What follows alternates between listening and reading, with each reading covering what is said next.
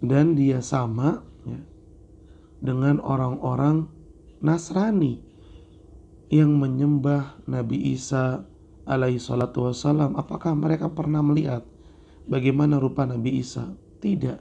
Mereka hanya berkhayal bentuk rupanya Nabi Isa. Makanya di setiap bagian negara, Afrika, Eropa, Cina, Filipina, Korea, dan dari macam banyak negara, bentuk rupanya Nabi Isa itu berbeda-beda. Tidak sama, bentuknya beda-beda.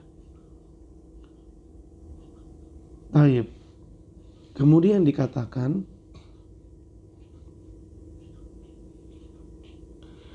qala Nu'aim bin Hamad Syekhul Bukhari. Gurunya Imam Bukhari bernama Nu'aim bin Hamad rahimahumullah, semoga Allah merahmati keduanya. Beliau berkata, man syabbaha Allah bi khalqihi faqad kafara wa man nafa ma wasafallahu bihi nafsahu aw wasafahu bihi rasuluhu sallallahu alaihi wasallam faqad kafara wa laysa fi ma wasafallahu bihi nafsahu aw wasafahu bihi rasuluhu tashbihun wa hadza raddun alal musyabbihah. Kata gurunya Imam Bukhari, barang siapa menyerupakan Allah dengan makhluknya maka dia telah kafir.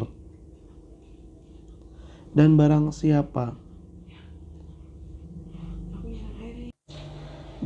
siapa menolak sifat yang Allah telah tetapkan untuk dirinya dan sifat yang Nabi Muhammad tetapkan untuk Allah, siapa yang menolak sifat ini maka dia juga telah kafir.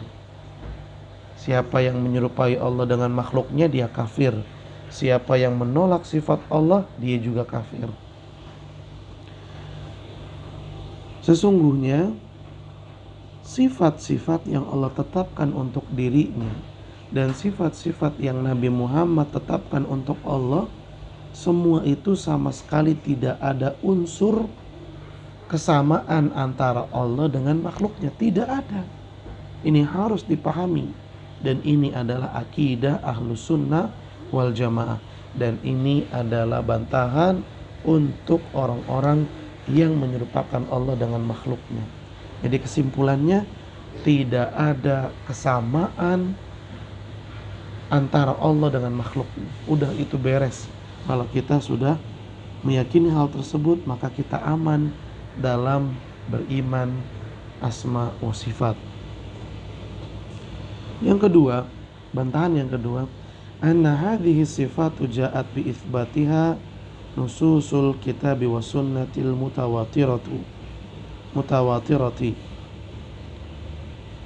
wa nahnu ma'murun bittiba'il kitabi was sunnah. Qala ta'ala ittabi'u ma unzila ilaikum min rabbikum. Harus dipahami bahwasannya sifat-sifat Allah subhanahu wa ta'ala itu datang lewat dalil-dalil Al-Quran dan Sunnah yang sahih,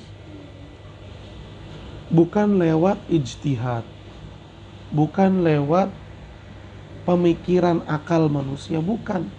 Tapi keterangan tentang sifat-sifat Allah ini datang dari dalil-dalil Al-Quran dan dari dalil-dalil Sunnah yang sahih. Dan kita umat Islam diperintahkan untuk mengikuti, menerima apa yang ada di dalam Al-Quran, di dalam Sunnah. Kita diperintahkan. Apa dalil kita diperintahkan? Allah subhanahu wa ta'ala berfirman di dalam surat Al-A'raf ayat 3. Allah berfirman, ittabi'u ma unzila ilaikum min rabbikum. Ikutilah oleh kalian apa yang telah diturunkan kepada kalian dari Rabb kalian Allah Subhanahu wa taala. Ikuti apa yang telah diturunkan kepada kalian.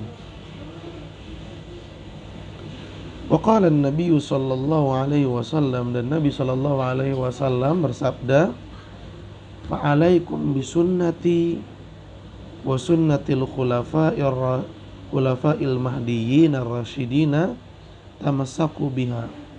Kata Nabi sallallahu alaihi wasallam, wajib bagi kalian wahai umat Islam mengikuti sunnahku, wajib, dan juga sunnahnya para khulafa rasyidin yang telah mendapatkan petunjuk.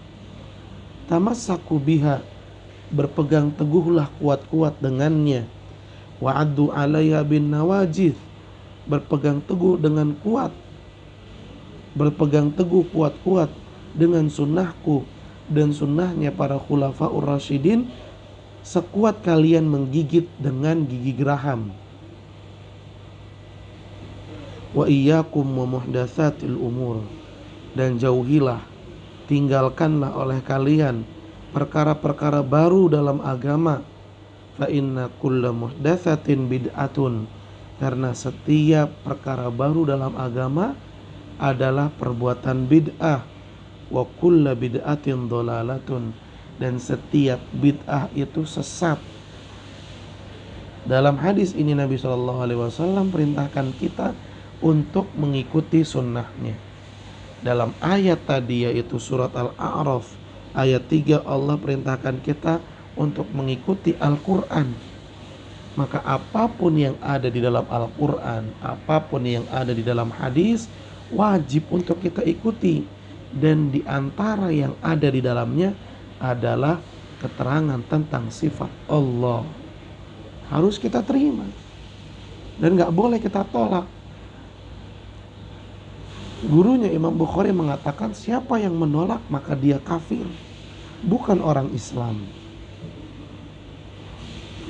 Wallahu ta'ala yaqul, Allah Subhanahu wa ta'ala berfirman di dalam surat Al-Hasyr ayat 7. Perhatikan, ahibati fillah, tolong disimak, ini penting karena tentang akidah kita. Jangan sampai kita salah akidahnya, karena akidah ini pondasi agama. Siapa yang akidahnya benar maka ibadahnya benar, tapi siapa yang akidahnya salah, ibadahnya pun ikut salah. Wa ma atakumur rasulu fakhudhuhu wa ma nahakum anhu fantahu. Kata Allah Subhanahu wa ta'ala, apa-apa yang Rasulullah perintahkan kepada kalian, yang Rasulullah ajarkan kepada kalian, terimalah, ambil. Dan apa-apa yang Rasulullah larang kalian darinya, maka tinggalkanlah, jauhkanlah. Jelas perintah Allah Subhanahu wa ta'ala kepada kita. Makanya faman nafaha faqad nafa ma athbatahu Allahu wa rasuluhu wa hadallaha wa rasulahu wa hadha raddun 'alal mu'attilati. Maka siapa yang menolak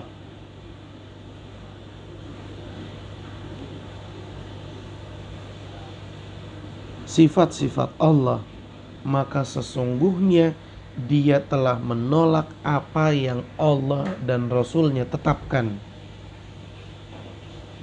dan berarti dia telah menentang dan durhaka, bermaksiat kepada Allah dan Rasulnya. Ini adalah bantahan untuk kelompok Mu'attilah. Orang-orang Mu'attilah adalah orang-orang yang tidak mau menerima sifat-sifat dan nama-nama Allah.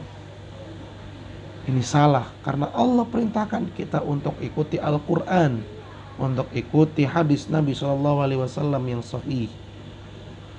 Dan di antara keterangan yang ada di dalam Al-Quran dan hadis Nabi SAW yang sahih adalah tentang sifat-sifat Allah. Bantahan yang ketiga, annalladzi laisa lahu sifatun kamalun la yasluhu an yakuna ilahan. Walihada qala nabiyullah Ibrahim alaihi salatu wassalam li abihi lima ta'budu ma la yasma'u wa la yubsiru wala yughni anka syai'an.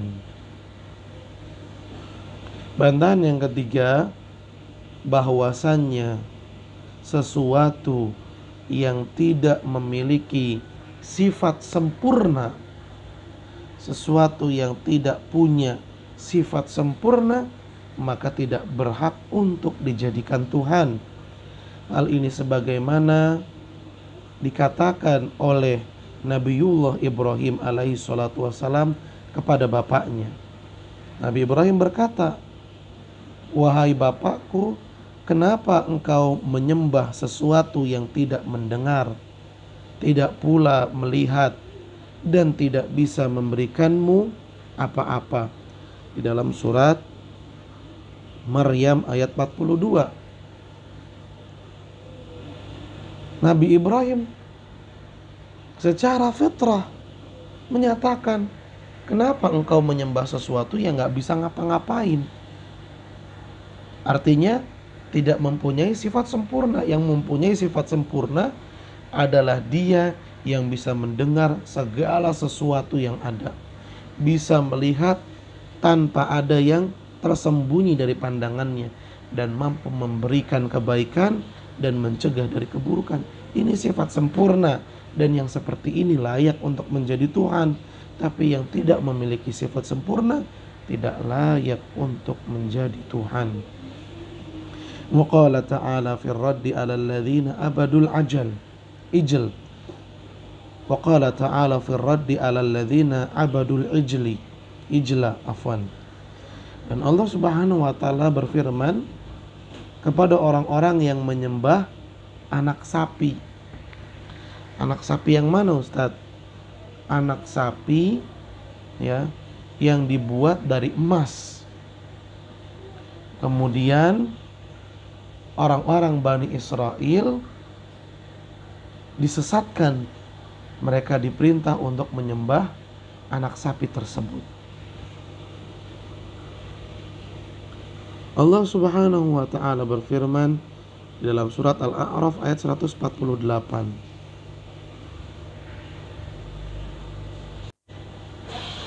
Alam yarau annahu la yukallimuhum wa la yahdihim sabila. Apakah mereka tidak berpikir bahwasanya anak sapi itu tidak bisa berbicara dengan mereka dan tidak bisa memberikan mereka petunjuk ke jalan yang benar? Ya, Allah Subhanahu wa taala berbicara, menyampaikan kepada para penyembah anak sapi. Emang anak sapi itu bisa berbicara dengan para penyembahnya? Emang anak sapi itu bisa memberikan petunjuk kepada para penyembahnya ke jalan yang benar? Wa hadza raddun 'alal jahmiyati wal mu'tazilah. Dan ini adalah bantahan untuk Jahmiyah dan Mu'tazilah, orang-orang yang menolak seluruh sifat-sifat Allah, yaitu Jahmiyah, atau menolak sebagian sifat-sifat Allah Subhanahu wa taala.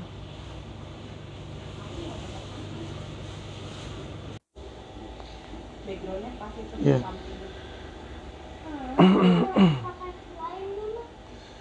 Jahmiyah dan juga bantahan bagi Mu'tazilah. Allah Subhanahu wa taala menyatakan bahwa yang tidak memiliki sifat sempurna, maka dia tidak layak untuk menjadi Tuhan. Dan orang-orang Jahmiyah sama orang-orang Mu'tazilah ini, mereka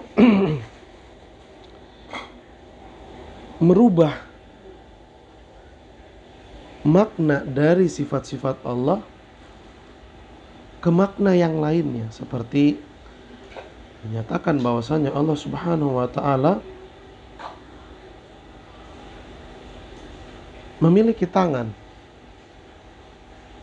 Tapi mereka orang-orang Jahmiyah dan Mu'tazilah mengatakan kalau kita anggap tangan Allah itu seperti ini, maka kita katakan Allah itu sama dengan makhluknya. Maka tangan yang dimaksud di sini bukan tangan seperti itu, tapi tangan yang dimaksud adalah kekuatan Allah Subhanahu wa taala. Jadi mereka mengalihkan. Mereka mengalihkan makna dari sesungguhnya dan merubahnya ke makna yang lain. Mereka menganggap kalau misalnya ditetapkan sama seperti yang Allah sebutkan, itu akan menyerupai Allah dengan makhluknya.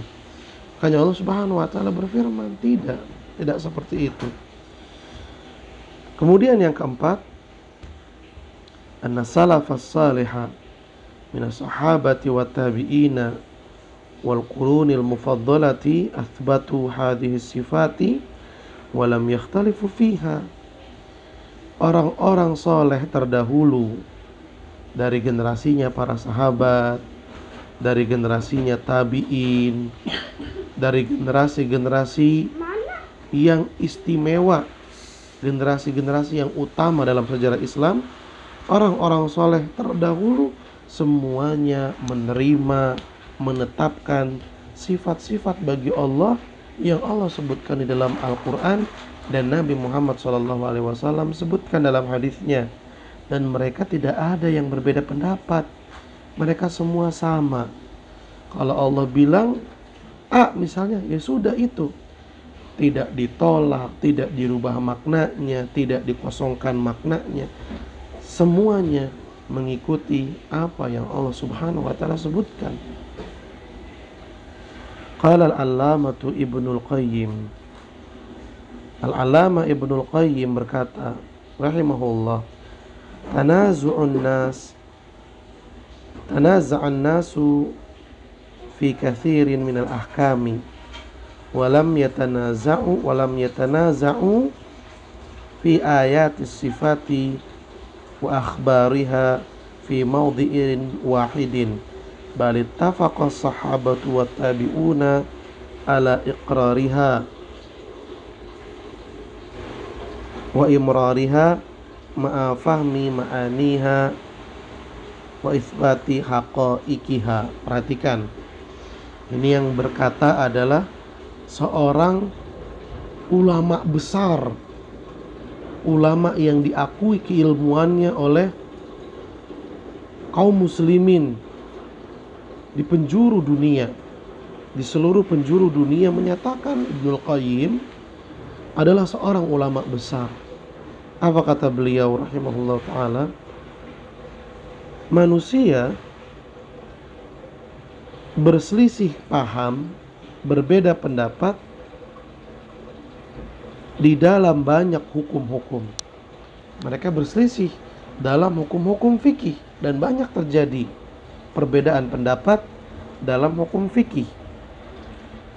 Akan tetapi mereka sama sekali tidak berbeda pendapat dalam ayat-ayat sifat dan dalil-dalil sifat.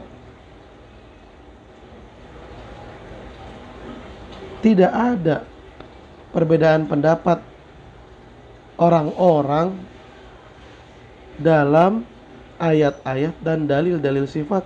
Barang satu dalil pun mereka tidak pernah berbeda pendapat.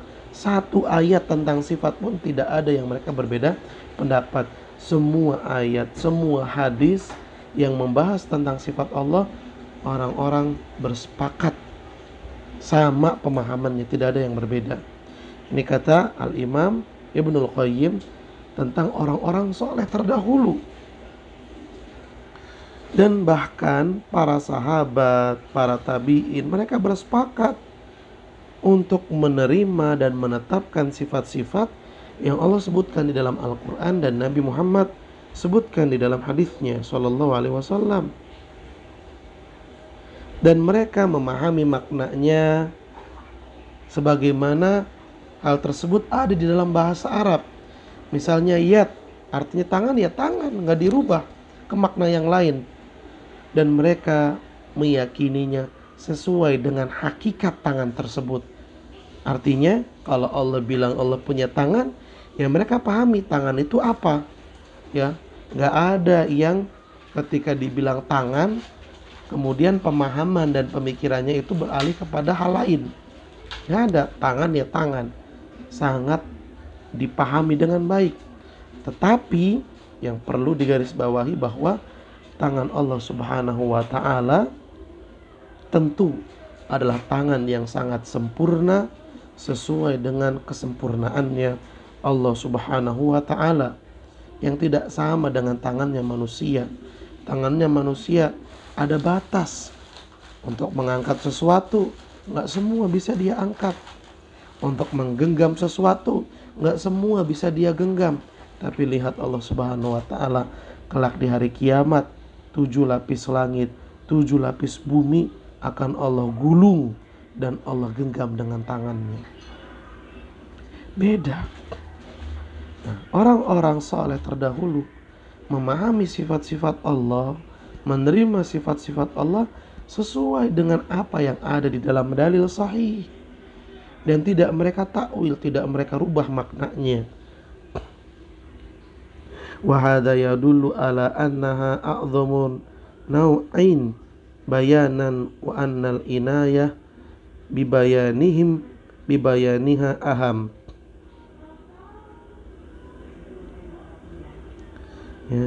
Dan ini menunjukkan bahwasannya hal yang seperti ini adalah yang terbaik dalam penjelasan, dan memperhatikan penjelasannya itu lebih utama. Artinya bahwa metode para sahabat, para salafus soleh dalam memahami tauhid asma wa sifat ini adalah cara yang benar, cara yang tepat, dan gak bikin repot. Kenapa?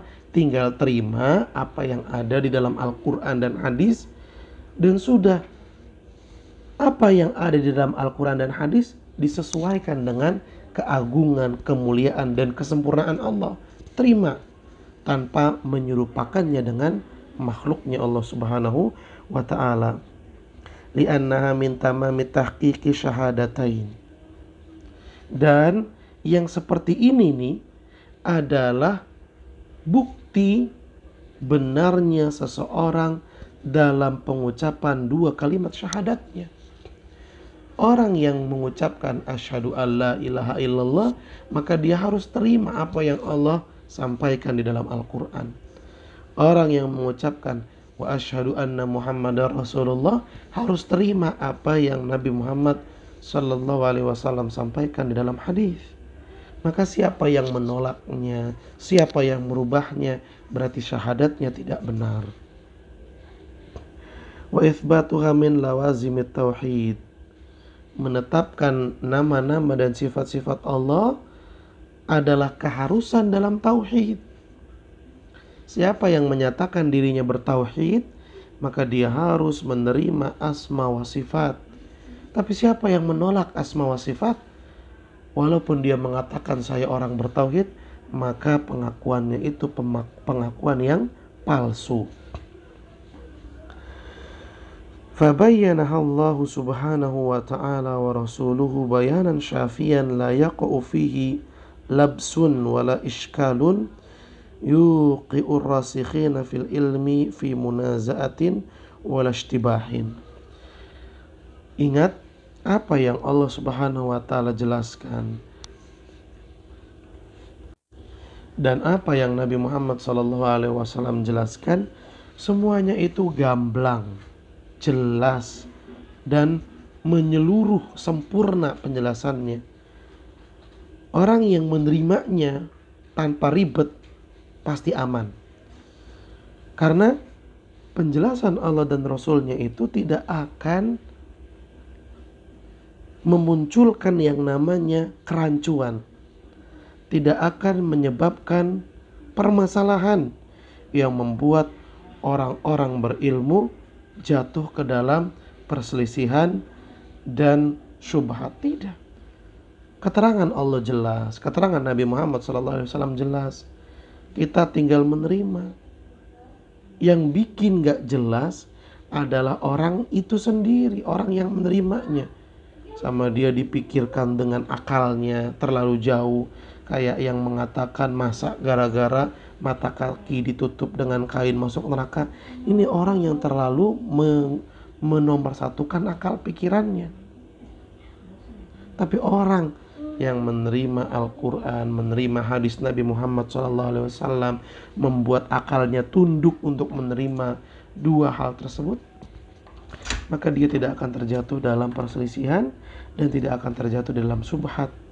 Dan inilah metodenya para salafus saleh dalam menerima, beriman kepada Al-Quran dan Sunnah. Terima dengan lapang dada, sesuaikan dengan kesempurnaan Allah Subhanahu wa ta'ala.